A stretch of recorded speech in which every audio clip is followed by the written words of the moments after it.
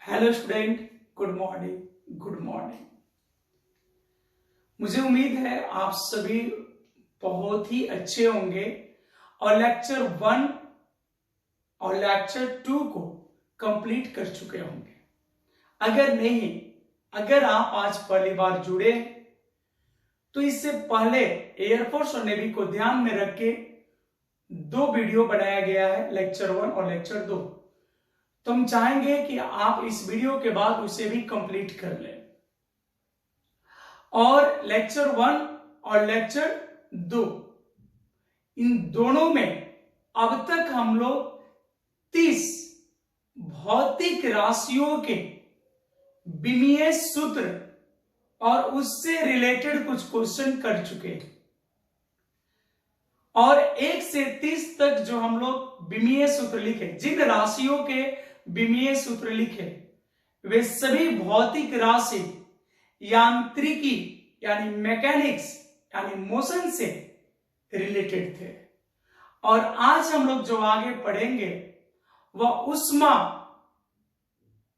यानी उष्मागतिकी थर्मोडायनेमिक्स से रिलेटेड होगा। किससे रिलेटेड पढ़ेंगे?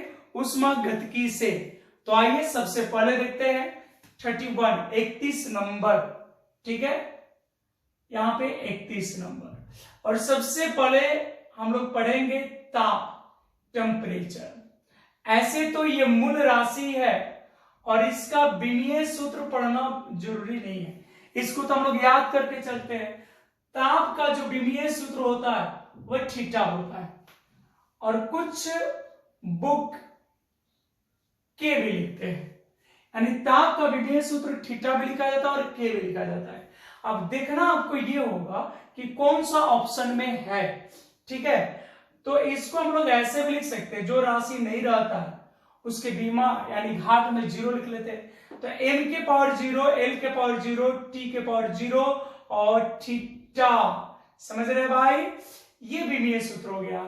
या एक और लिख सकते हैं आप यहां से, m के पावर 0, l के पावर 0, t के पावर 0 और k, यानी ताप, टेम्परेचर, इसकी विमीय सूत्र क्या होती है? तो थीटा या के होती है। उसके बाद इस चैप्टर में जो इंपॉर्टेंट वर्ड है वह है उष्मा। क्या है? उष्मा या उष्मीय ऊर्जा। ऊर्जा नहीं, ऊर्जा, उष्मीय ऊर्जा। इसको हम लोग बोलते हैं हीट और हीट एनर्जी।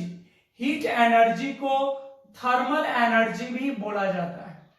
तो उष्मा हो या उष्मीय ऊर्जा, यहां पर 2 वर्ड है, उष्मा और उष्मीय ऊर्जा, लेकिन ये दोनों एक ही वर्ड है। उष्मा एक्चुअली हम लोग कहते किसे कहते हैं? तो उष्मा ऊर्जा का ही एक रूप है, यानी heat is the form of energy.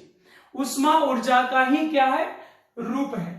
ठीक है, तो यहां पे उष्मा के जगह आप लिख सकते हैं ऊर्जा। ये ऊर्जा का ही रूप है और सबको पता है ऊर्जा का विमीय सूत्र क्या होता है? ml² t के पावर -2।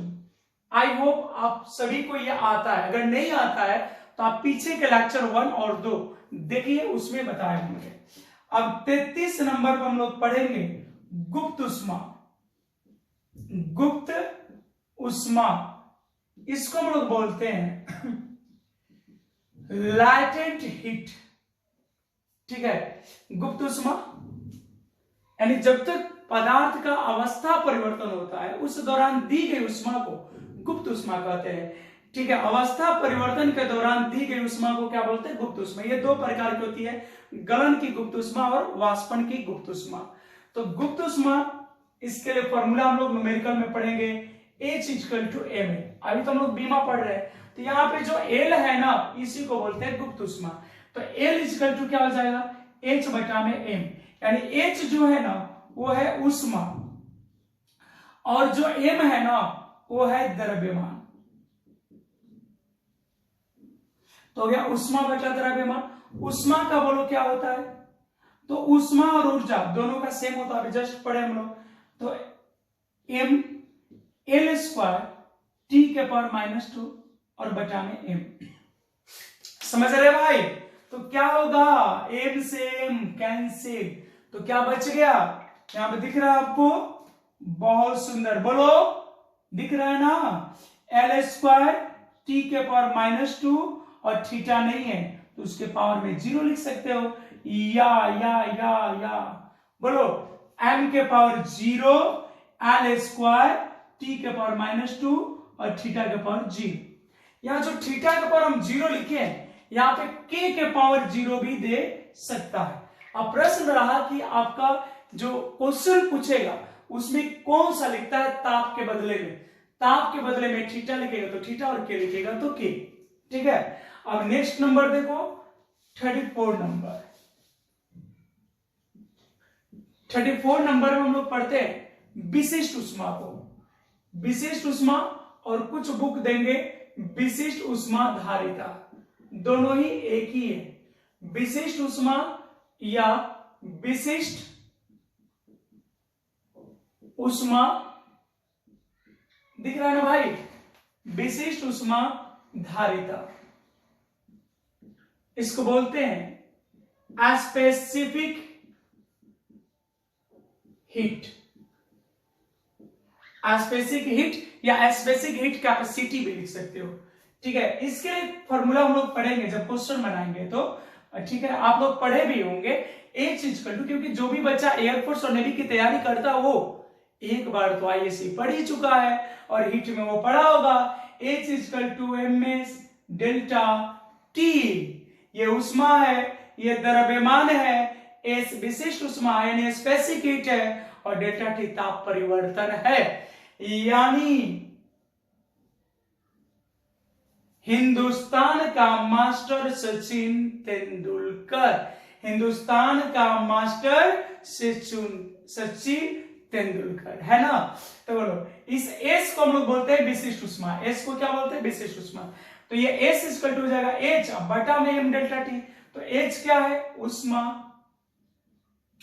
एम क्या है भाई, द्रव्यमान, समझ रहे हो जजमान, एम क्या है, द्रव्यमान, और गुणे ताप, ताप परिवर्तन भी लिख सकते हो, ऊष्मा का होता है एम एल स्क्वायर टी के पावर -2, द्रव्यमान का एम और ताप का थीटा, ठीक है। तो यहां एम से एम कैंसिल हो गया, ऊपर बच गया एल स्क्वायर टी के पावर -2 और थीटा के पावर -1। अगर आप चाहे तो थीटा के जगह क्या लिख सकते हो, इस थीटा के जगह पे क्या लिख सकते हो, तो यहां लिख सकते हो एल स्क्वायर टी के पावर -2 और के के पावर -1, ठीक है। अब 35 नंबर देखते हैं यहीं पे हम लोग, ठीक है, ऊष्मा धारिता, ऊष्मा धारिता, इसको बोलते हैं हीट कैपेसिटी, थर्मल कैपेसिटी भी बोलते हैं इसको हम लोग, ठीक है। एकदम सिंपल है, बबुआ लेवल का है, द्रव्यमान, बोलो जजमान, द्रव्यमान गुणे विशिष्ट ऊष्मा, जाना है ना यार, कोर्स में क्रैक करना है ना एग्जाम को, तो ये सब छोटी छोटी बातें तो याद रखनी पड़ेगी आपको, ठीक है। अब बोलो द्रव्यमान का क्या लिखते हैं, एम, विशिष्ट ऊष्मा को क्या लिखते हैं, एल स्क्वायर टी के पावर -2 थीटा के पावर -1, क्या हो गया, तो ये हो गया एम एल स्क्वायर टी के पावर -2 थीटा के पावर -1। मां शारदे की पूजा अच्छे से किए ना आप लोग, और इससे बात मांगे ना पूरा भर भर के, तो ये हो गया, जल्दी से स्क्रीनशॉट लीजिए, फिर हम आगे बढ़ा रहे हैं। चलिए, उम्मीद कर रहे हैं कि आप लोग बना लिए होंगे, स्क्रीनशॉट ले लिए होंगे। अब आते हैं 36 नंबर पे, तो 36 नंबर पे हम लोग पढ़ेंगे रैखिक प्रसार गुणांक, नाम तो सुना ही होगा आपने, रैखिक प्रसार गुणांक, ये राशि का नाम तो सुने होंगे आप लोग, रैखिक प्रसार गुणांक, पृष्ठीय प्रसार गुणांक, आयतन प्रसार गुणांक, और तीनों में एक ही काम होता है ना, रैखिक प्रसार गुणांक, coefficient of linear expansion, coefficient of linear expansion, expansion का मतलब होता है प्रसार, कोएफिशिएंट ऑफ लीनियर एक्सपेंशन क्या फॉर्मूला होगी? तो देखो इसमें न्यूमेरिकल आप लोग बनाए होंगे, alpha is equal to delta L upon L naught delta T, ठीक है। इस फॉर्मूले से भी इसको निकाल सकते हैं, L T is equal to L naught into 1 plus alpha delta T, ठीक है। ये हम लोग हीट जब क्वेश्चन करेंगे तो वहां पे ये फॉर्मूला पढ़ेंगे। इसमें एटी जो है टी ताप पर लंबाई है, ये प्रारंभिक लंबाई है, ये रैखिक प्रसार गुणांक है और ये ताप परिवर्तन है। तो इसका मेन फॉर्मूला होता है अल्फा का लंबाई परिवर्तन, क्या होता है भाई? लंबाई परिवर्तन, लंबाई परिवर्तन अब बचा में वास्तविक लंबाई, या वास्तविक लंबाई के जगह आप लिख सकते हैं प्रारंभिक लंबाई, वास्तविक लंबाई के जगह लिख सकते हैं प्रारंभिक लंबाई गुणे ताप परिवर्तन। तो ताप परिवर्तन लिखिए चाहे ताप लिखिए, एक ही बात होगा बीमा में। तो यहाँ पे एक्चुअली होता है ताप परिवर्तन, लेकिन हम यहाँ पे ताप लिखे तो ये सही है, गड़बड़ नहीं है। अब लंबाई परिवर्तन हो, लंबाई में वृद्धि हो, या वास्तविक लंबाई हो या प्रारंभिक लंबाई हो, लंबाई का तो होगा एल और वास्तविक लंबाई का भी एल। ताप का हो गया थीटा, एल से एल कट गया तो हो गया क्या भाई? थीटा के पावर -1, या आप इसी को लिख सकते हैं के पावर -1, ठीक है। अब यहां पे हम अगर क्या है 37 नंबर, इसको आपको बताना है पृष्ठीय प्रसार गुणांक, पृष्ठीय प्रसार गुणांक इसको हम लोग बोलते हैं कोएफिशिएंट ऑफ सरफेस एक्सपेंशन या सुपरफिशियल, सरफेस एक्सपेंशन या सुपरफिशियल एक्सपेंशन, सरफेस एक्सपेंशन या सुपरफिशियल एक्सपेंशन सेम प्रॉब्लम होगा। इसको हम लोग बीटा लिखते हैं और यहां हो जाता है डेल्टा ए और यहां होता है ए नॉट। तो शायद आप लोग फॉर्मूला समझ गए होंगे। पृष्ठीय प्रसार गुणांक को हम लोग बीटा लिखते हैं, तो बीटा इक्वल टू हो जाएगा क्षेत्रफल परिवर्तन, क्या हो जाएगा भाई? लाइफ में तो नौटंकी होती है, यहाँ पे मजा नहीं आ रहा है, लेकिन मजा आने से काम नहीं चलेगा, आपको पढ़ना पड़ेगा। क्षेत्रफल परिवर्तन क्या होता है? क्षेत्रफल परिवर्तन अभागा में प्रारंभिक क्षेत्रफल, प्रारंभिक क्षेत्रफल और गुणे ताप। जल्दी से बोलिए, क्षेत्रफल परिवर्तन को होता है एल स्क्वायर, प्रारंभिक क्षेत्रफल का एल स्क्वायर और ताप का थीटा। तो यहां पे हो गया एल स्क्वायर कैंसिल हो गया, थीटा का पावर -1 या के का पावर -1। तो यहाँ पे आप रैखिक प्रसार गुणांक का देखो और पृष्ठीय प्रसार गुणांक का देखो, दोनों का क्या है भाई? सेम, यानी एक ही होता है। अब यहाँ पे एक और आपको मिलने वाला by one get one free, by one get one free advance offer of Holi, ठीक है। तो यहां पे लिख लेंगे हम लोग आयतन प्रसार गुणांक, आयतन प्रसार गुणांक यानी coefficient of volumetric expansion, coefficient of volumetric expansion. इसी प्रकार के इसका भी फॉर्मूला हो जाता है, ऊपर हो जाता है आयतन परिवर्तन, आयतन परिवर्तन अब बचा में प्रारंभिक आयतन गुणे ताप परिवर्तन। तो भाई इसका भी एल क्यू, इसका भी एल क्यू, तो ये ऊपर एल क्यू नीचे एल क्यू गुणे थीटा। तो इसका भी क्या रह गया? थीटा का पावर -1 या के के पावर -1। इन तीनों को अगर देखा जाए तो एक ही है ना। देखो इसका विमेय सूत्र देखो, इसका मतलब तीनों का विमेय सूत्र क्या है? एक ही है। जल्दी से स्क्रीनशॉट लिया जाए फर्स्ट। अब जो है आगे बढ़ाते हैं हम इसको। आइए अब देखते हैं 39 नंबर, ठीक है। तो 39 नंबर में है बोल्ट्जमान बोल्ट्जमान नहीं, बोल्ट्जमान नहीं, Boltzmann gas constant, Boltzmann gas constant, Boltzmann नहीं, बोल्ट्जमान गैस कांस्टेंट। इसको हम लोग लिखते हैं Boltzmann gas constant, Boltzmann gas constant. किसी को इसको फॉर्मूला पता है? बोलो जल्दी से। 2/3 ऊर्जा बटा ताप। तो संख्या को लिखना कोई जरूरी नहीं है, और इसको आप बनाइए जल्दी से, ऊर्जा बटा ताप। फर्स्ट वीडियो को पॉज कीजिए और इसको बनाइए, वीडियो को पॉज कीजिए और इसको बनाइए। उम्मीद करते हैं आपसे बन गया होगा। mL² T⁻², और यह ताप का हो जाएगा थीटा, थीटा को ऊपर ले चलेंगे, हो जाएगा mL² T⁻²। आज जब भी कोई राशि नीचे से ऊपर जाती है तो उसका पावर साइन बदल जाता है। यहाँ पर जाएगा θ⁻1। अगर मान लो यहाँ थीटा ना लेके कोई k ले लिया तो उसके लिए हो जाएगा mL² T⁻², k⁻1।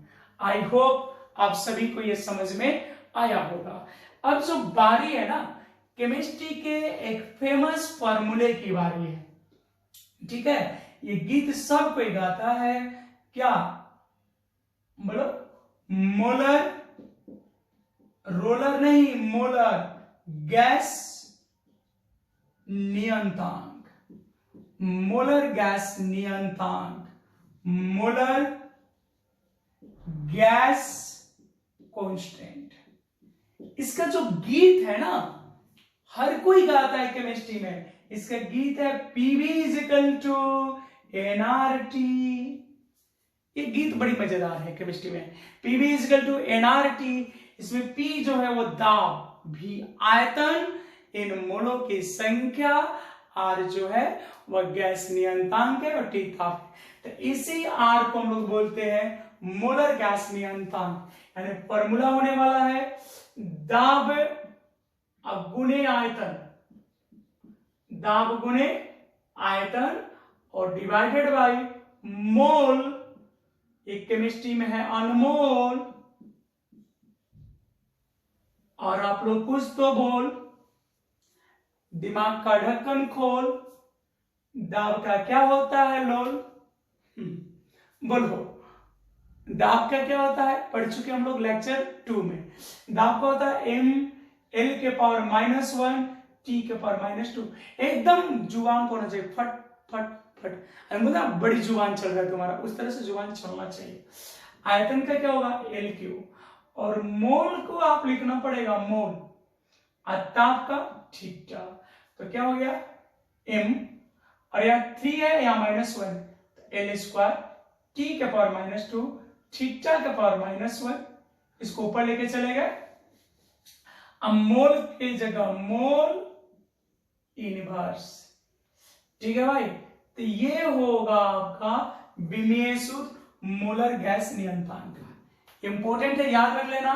लेकिन कुछ लोग क्या करते हैं, मोल की संख्या मान लेते हैं और कहते हैं कि संख्या की कोई बीमा नहीं होती है, ठीक है। जैसे PV = nRT, तो कुछ लोग बोलते हैं ना कि ये मोलों की संख्या है। एक्चुअली कुछ लोग क्या है, एक्चुअली मोलों की ही संख्या है।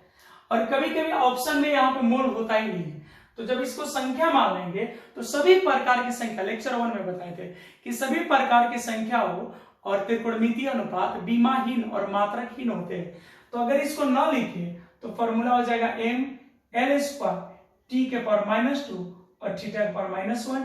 थीटा की जगह k भी लिख सकते हैं आप, तो mL² T⁻² k⁻1। तो अगर मोल दिया रहे तब तो सही है, अगर नहीं दिया है तो ये आंसर भी सही है और ये भी सही है। लेकिन कब? जब मोल नहीं दिया है तब। अब आपके खुरपाती दिमाग में सर दोनों दे देगा तब? पहले तो तुम्हारे जैसा बेवकूफ नहीं है, क्वेश्चन सेट करने वाला बेवकूफ नहीं है, दोनों नहीं देगा। फिर भी तुम कहोगे दे देगा तो दे देगा, तो ये मारेंगे, जो ज्यादा सही है उसको स्क्रीनशॉट लीजिए। तो अब तक हम लोग 40 नंबर तक विमीय सूत्र पढ़ लिए, और आप ये मत सोचिए कि सर हम लोग पूरा नंबर बाय नंबर लिखेंगे क्या। बिल्कुल लिखेंगे, इसलिए लिखना जरूरी है कि ये जो भी हम लोग बीमीय सूत्र पढ़ रहे हैं ना, ये सब अपने आप में एक ऑब्जेक्टिव कंप्लीट क्वेश्चन, ये सभी अपने आप में क्वेश्चन है, और जो पूछ दे इसमें से कोई भी एक पूछ सकता है, ऐसा कोई जरूरी नहीं है कि यही पूछेगा। तो आपको याद तो करना ही पड़ेगा, है ना। आप कंपटीशन में जा रहे हैं और कंपटीशन में आपको कोई भी चीज जो होती है वो आसान और भारी नहीं होती है, ठीक है। ऑब्जेक्टिव टाइप है, अगर आपको आ रहा है तो बहुत इजी है, नहीं आ रहा है तो फिर आपके लिए यही रॉकेट साइंस है। तो करना तो पड़ेगा, सबको करना पड़ेगा। अब आते हैं 41वें नंबर पे विद्युत धारा में। किसमें आते हैं? विद्युत धारा में। और सबसे पहले विद्युत धारा से रिलेटेड अब पढ़ने वाले हम लोग। तो विद्युत धारा जो है एक्चुअली ये तो मूल राशि है। विद्युत धारा जो है ये कैसी राशि है? मूल राशि है। मूल विद्युत धारा कैसी राशि है? मूल राशि है। मूल, इसको मत जाना भूल, याद रखना कुल, तभी एग्जाम में स्कोर होगा फुल। समझ रहे हैं ना? हाफ नहीं, फुल। तो विद्युत धारा का जो सूत्र होता है, एक्चुअल जो फॉर्मूला होता है वो होता है आई या ए। क्या होता है? इसका सूत्र होता है आई या ए, क्योंकि तो मूल राशि है और आपको उम्मीद करें कि इसका याद होगा। अब इससे रिलेटेड 42 नंबर पर हम लोग पढ़ेंगे आवेश। आवेश के जगह आपको विद्युत आवेश भी दे सकता है, यानी इलेक्ट्रिक चार्ज। एकदम 10 क्लास में धड़ क्वेश्चन बन रहा था, आई बराबर क्यू बाई टी। आई बराबर क्यू बाई टी। विद्युत धारा किससे कहते हैं? 10 क्लास में सब लोग पढ़ा है, मतलब 10 क्लास का डेफिनेशन था। आवेशों के सतत प्रवाह को विद्युत धारा कहते हैं। आवेशों के सतत प्रवाह को क्या कहते हैं? विद्युत धारा कहते हैं। यानी अगर किसी चालक से लगातार इलेक्ट्रॉन का प्रवाह होता है, आवेश का प्रवाह होता है, तो हम बोलते हैं उस चालक से धारा का प्रवाह हो रहा है, विद्युत धारा का प्रवाह हो रहा है। ऐसे एक्चुअली यहां से अगर बोले तो एकांक समय में आवेश की जो मात्रा प्रवाहित होती है उसको विद्युत धारा कहते हैं। यानी किसी चालक से इकाई समय में प्रवाहित आवेश के परिमाण को विद्युत धारा कहते हैं, ठीक है। तो हमको चाहिए आवेश, तो इसको यहां पर गुना कर देंगे, तो I equal to q by t. तो Q इजिकल टू क्या हो जाएगा? I T. और I क्या है? विद्युत धारा। I क्या हीरो? विद्युत धारा। T क्या है? समय। आपका भी समय आएगा। विद्युत धारा को क्या लिखते हैं? देख रहे हैं टी शर्ट चल, इसमें अपना टाइम आएगा। अब पता नहीं कब आएगा, लेकिन उसे पता है कभी न कभी आएगा। अब विद्युत धारा को आई लिखते हैं और समय को टी लिखते हैं, तो आप आई टी भी लिख सकते हैं, इंफॉर्मेशन टेक्नोलॉजी नहीं, आई टी। ये आई विद्युत धारा और टी समय। या आप आई को ए भी लिख सकते हैं, तो यहां पर हो जाएगा ए टी। तो ये आवेश का विमीय सूत्र है, ठीक है। आवेश का विमीय सूत्र है। तीसरे नंबर पे आप ओम का नियम पढ़े थे ना, I equal to V by R. Battery में विद्युत वाहक बल पढ़े थे ना, तब ये सब वर्डों को आपको जानना पड़ेगा। तो पहले यहां पढ़ रहे थे विद्युत वाहक बल, विद्युत वाहक बल जिसको हम लोग बोलते हैं इलेक्ट्रोमोटिव फोर्स।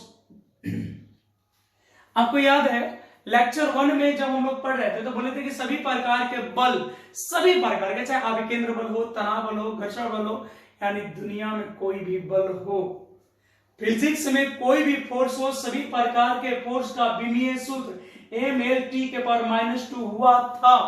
लेकिन उसमें एक अपवाद लिखे थे, विद्युत वाहक बल। तो इसका फॉर्मूला क्या होगा? तो इसका फॉर्मूला होता है कार्य अब बचा में आवेश।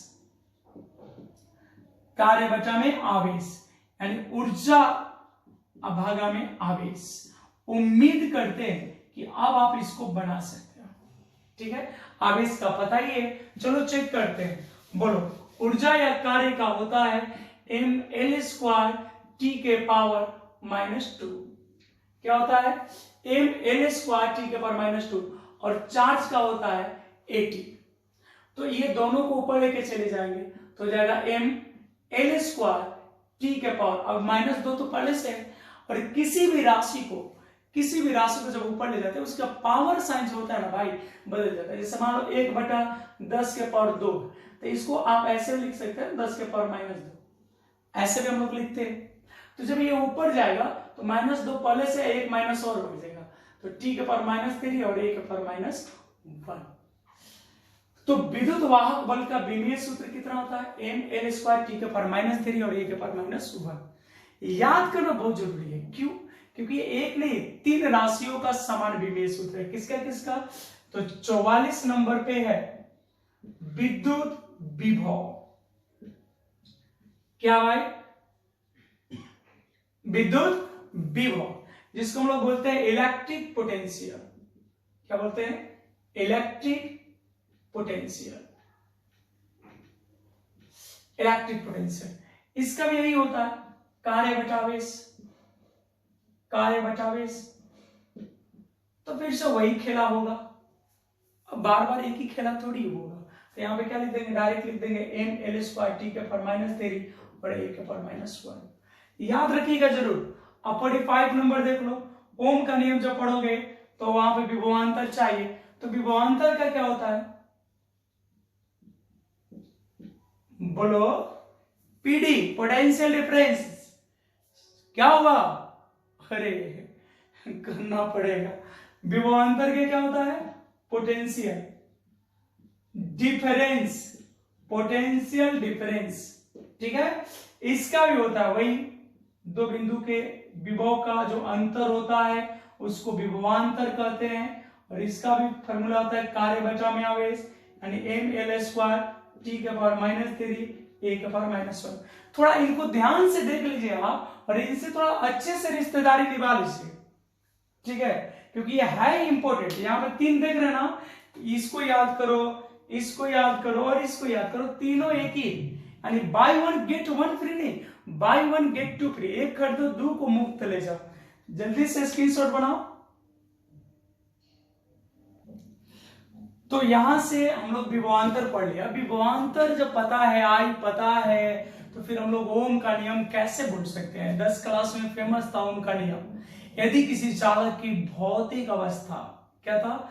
यदि किसी चालक की भौतिक अवस्था यानी ताप, दाब, ये सबको नियत रख दे, नियत कर दे, तो किसी चालक के सिरों पे आरोपित विभवांतर उससे प्रवाहित विद्युत धारा के समानुपाती होता है। भी समानुपाती आई और भी इक्वल टू आया था आई आर, और इसी को कहते थे हम लोग ओम का नियम। और इसमें आर जो था ना, उसको हम लोग बोलते थे प्रतिरोध। तो अगर मान लो यहाँ पे प्रतिरोध का बताना, विद्युत प्रतिरोध भी लिख सकते हैं आप, प्रतिरोध या विद्युत प्रतिरोध। तो बोलिए प्रतिरोध का जो मेन फार्मूला होगा वो क्या होगा? विद्युत प्रतिरोध का मेन फार्मूला। तो आर बराबर हो जाएगा V बटा आई। आर बराबर क्या हो जाएगा? V बटा आई, यानी विभवांतर, विभवांतर अब बटा में समय, विभवांतर बटा में समय। अब विभवांतर का क्या होता है? तो विभवांतर का भाई साहब अभी जस्ट निकाले हम लोग। याद रखिएगा, अभी नहीं कि एग्जाम में लिखने लगी, सब बनाने लगी, तो याद होना चाहिए थोड़ा समय। इसे कहते हैं, तुमको लगता है आसान है, अरे भाई कुछ नहीं आसान है। पूरे अगर 12th 11th 12th पूरा अगर सिलेबस याद होगा ना, केवल फार्मूला याद रखोगे, तो एयरफोर्स आपका होने वाला है। एयरफोर्स और नेवी तो हो ही जाएगा। बोलो विभवांतर कितना होता है? ml² t के पावर -3 a के पावर -1। सॉरी, विभवांतर बटा में क्या होता है? विद्युत धारा। विभवांतर बटा में विद्युत धारा। तो आई के बदले में ये लिख सकते हैं यहाँ पे विद्युत धारा को। अरे यहां से देखो आर भी बटा है, विभवांतर बटा विद्युत धारा। तो ये हो गया ml² t के पावर -3 a के पावर -2। अब आपको एक राज की बात बताते हैं। हम लोग यहाँ पे क्या पढ़े? विद्युत प्रतिरोध। और आपसे एग्जाम में क्या पूछ देगा? प्रतिबाधा का विमीय सूत्र बताइए। ऑब्जेक्टिव में भी फेमस है कि प्रतिबाधा का SI मात्रक बताइए। तो प्रतिबाधा, प्रतिघात और प्रतिरोध, ये तीनों एक प्रकार का प्रतिरोध है। तीनों एक प्रकार का क्या है? प्रतिरोध है। ठीक है, तो प्रतिबाधा, प्रतिरोध और प्रतिघात, तीनों का विमीय सूत्र यही होता है। ठीक है, तो यहां पर लिख दे रहे हैं, एक नोट करके याद रखिएगा, भूलिएगा मत। ठीक है, नोट, इसको आपको याद रखना है। क्या? प्रतिबाधा, प्रतिबाधा, दिमाग नहीं लगाना है ज्यादा, बस मान लेना प्रतिरोध है। कैसे आगे पढ़ना है, प्रतिबाधा और प्रतिघात, प्रतिबाधा और प्रतिघात कौन से चैप्टर में पढ़ना है, तो ये पढ़ना अल्टरनेटिंग करंट, प्रत्यावर्ती धारा में हम लोग इसको पढ़ेंगे। प्रतिबाधा दिमाग नहीं लगाना है ज्यादा, किसी भी तरह याद कर लेना है। प्रतिबाधा और प्रतिघात दोनों प्रतिरोध के, दोनों प्रतिरोध के तुल्य है, अतः इनका मात्रक, अतः इनका मात्रक क्या होता है, इनका मात्रक ओम, और विमीय सूत्र, और विमीय सूत्र m l स्क्वायर t के पावर -3 a के पावर -2 होता है। ठीक है, तो इसको आप जरूर याद रखिएगा। प्रतिबाधा और प्रतिघात ये दोनों किसके सदृश होते हैं, किसके जैसे होते हैं, ये दोनों प्रतिरोध के जैसे होते हैं, और इसलिए इनका विमीय सूत्र और मात्रक दोनों प्रतिरोध के बराबर होगा। ठीक है, अब हम लोग पढ़ेंगे धारा घनत्व। कितने नंबर पे, 47 नंबर पे, धारा घनत्व,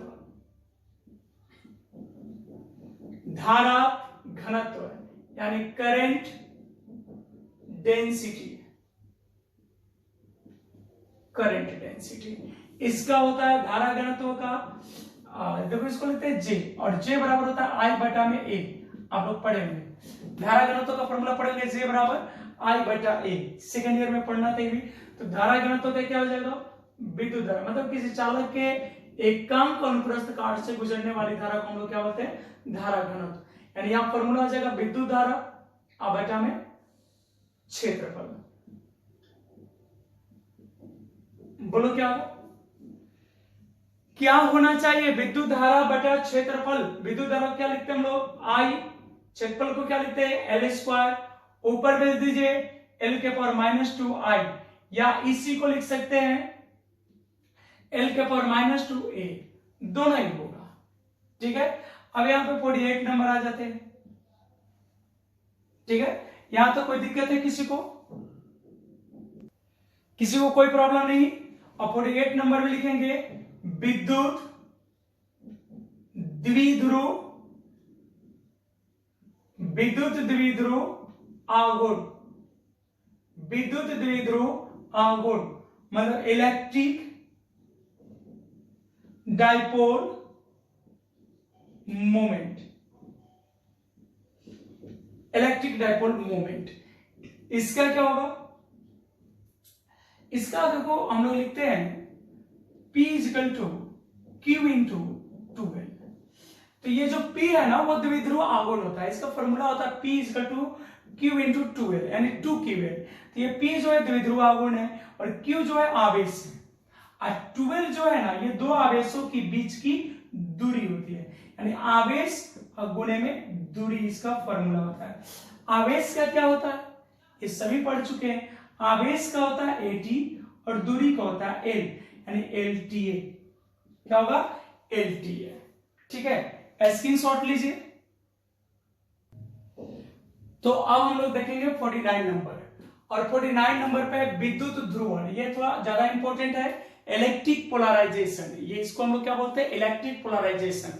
तो ये पूछ देता है और इसका जनरली हम लोग नहीं पढ़ते, मात्रक बीमा में छोड़ देते हैं। तो देखिए इसका फॉर्मूला होता है विद्युत ध्रुवण, कहते हैं कि ये सभी हम लोग पढ़े।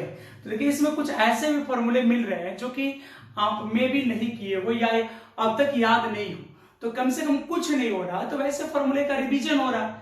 तो आपको करना क्या है, एयरफोर्स में मेनली हम लोग करते क्या है, तो एयरफोर्स और नेवी दोनों की अगर बात करें टेक्निकल ग्रुप का, तो दोनों में 11th और 12th की साइंस पढ़नी है, जिसमें मुख्य फोकस होगा फिजिक्स और मैथ पे, और साथ में इंग्लिश होगा।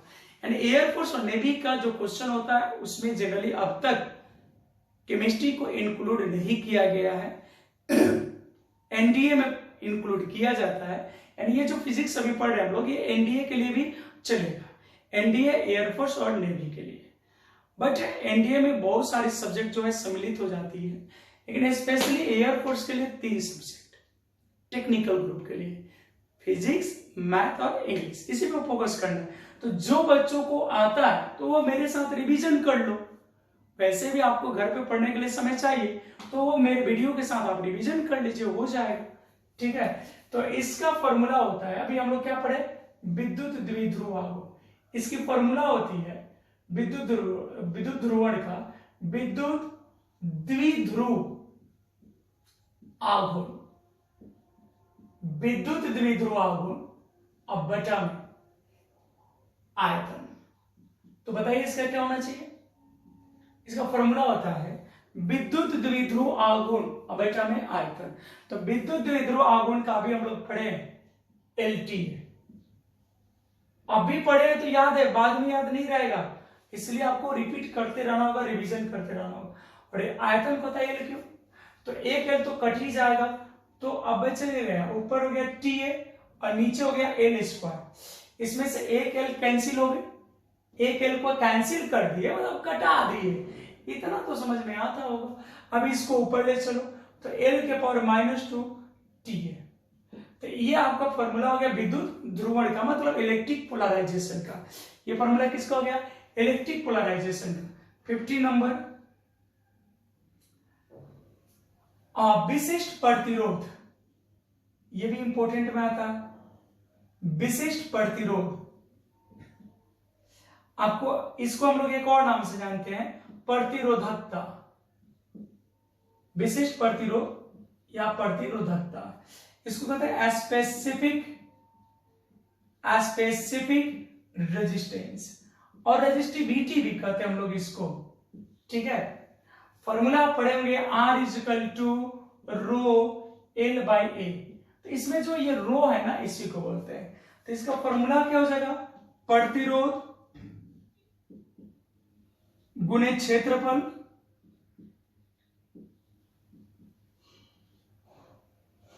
प्रतिरोध गुणे क्षेत्रफल और भागा में लंबाई। इसका बनाओ तो भाई प्रतिरोध गुणे क्षेत्रफल भागा लंबाई, इसको बनाइए आप लोग। प्रतिरोध का क्या होता है, तो प्रतिरोध का होता है m L² t के पावर -3 और a के पावर -2 और लंबाई का क्या होता है l। तो एक l तो कट जाएगा, यहां से एक l कट जाएगा ना, और यहां पे प्लस भी है क्या, L²। ठीक है, तो एक l कैंसिल हो गया, लेकिन बच क्या गया, तो हो गया m L² into L³ t के पावर -3 और a के पावर -2। ठीक है, तो ये हो गया विशिष्ट प्रतिरोध का। अगर यहीं पे रहता विशिष्ट चालकता, तो अगर यहां पे विशिष्ट चालकता रहता,